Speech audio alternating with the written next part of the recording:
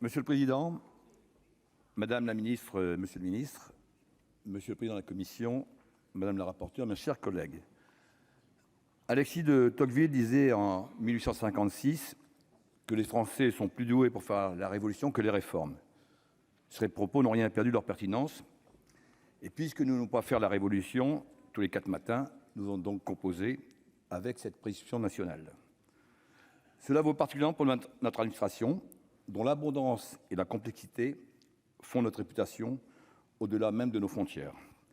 La tentation est grande de faire table rase du passé, de repartir à zéro, mais elle est illusoire.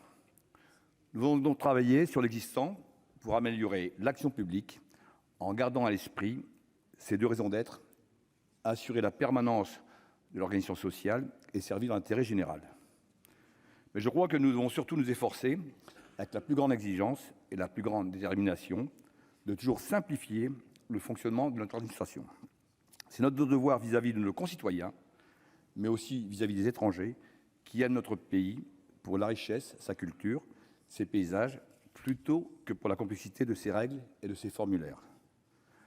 Ce projet de loi visant à accélérer et simplifier l'action publique va donc dans le bon sens.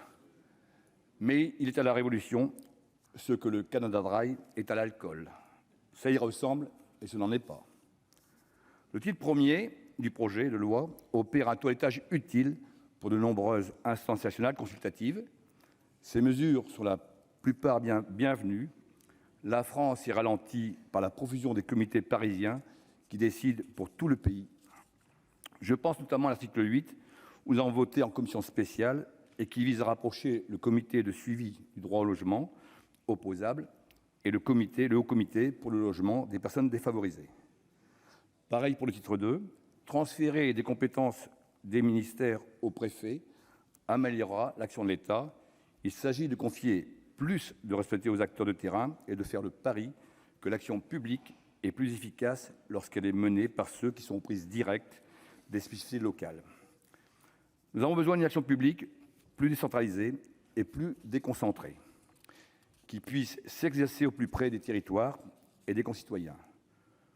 Ce sont nos forces vives que nous étouffons en suspendant les destins aux décisions, parfois absconses, souvent obscures, de l'administration française. Le titre 3 du projet de loi contient également de nombreuses mesures attendues par nos entrepreneurs. Elles révèlent du bon sens et parviennent à articuler efficacité économique et précaution environnementale. Certaines mesures ne vont cependant pas assez loin. Je pense notamment à l'article 26, qui permet aux entrepreneurs d'anticiper le début de certains travaux de construction sans attendre la délivrance de l'autorisation environnementale, aux frais et risques du demandeur.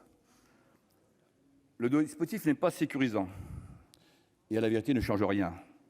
On permet d'un côté à l'entrepreneur de commencer les travaux, mais on ne le protège aucunement sur aucun risque et il reste finalement à la merci de l'administration.